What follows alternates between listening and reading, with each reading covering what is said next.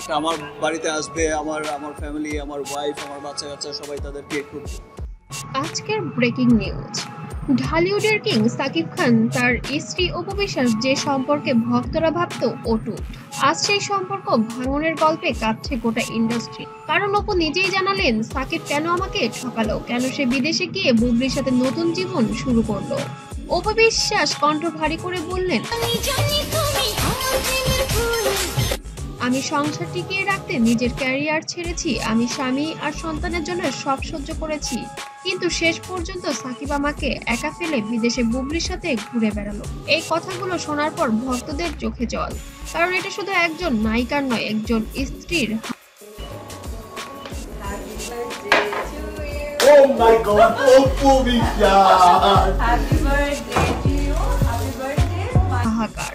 অপর অভিযোগ, বিদেশে আলোর মতো উঠেছিল সাকিব আর বুবলি, আর সেই সময় আমি আর আমার সন্তান বাড়ি এক কোণে কেঁদেছি নিঃশব্দে।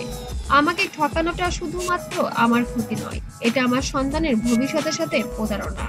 এই এক লাইনে যেন বোঝা গেল অপুর বুকের ভিতরে কতটা ঝড় জমে আছে।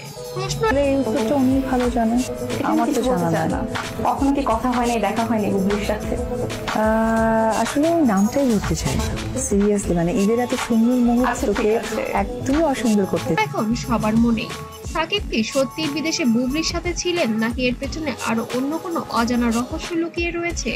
অপু বিশ্বাস শেষ কথায় কেঁদেই ফেললেন, আমি কোনোদিন আলাদা হতে চাইনি, আমি শুধু চাইছিলাম সংসারটা টিকে যাক, কিন্তু আমাকে একা করে বিদেশে গিয়ে অন্য নারীর সাথে সুখ খুঁজলো। আমার কাছে এটা শুধু প্রতারণা নয়, এটা আমার জীবনের সবচেয়ে বড় শাস্তি। আমি আবারও ভুল করেছি।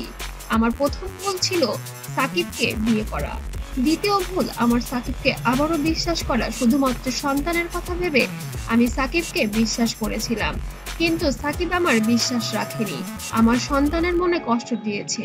আমার জীবনের সব থেকে প্রথম প্রাধান্য পায় আমার সন্তান।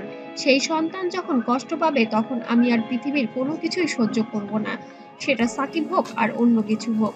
আপনারা সবাই আমাকে দোয়া করবেন, আমি যেন আমার সন্তানের ভবিষ্যৎটাকে সুন্দর করে গড়ে তুলতে পারি।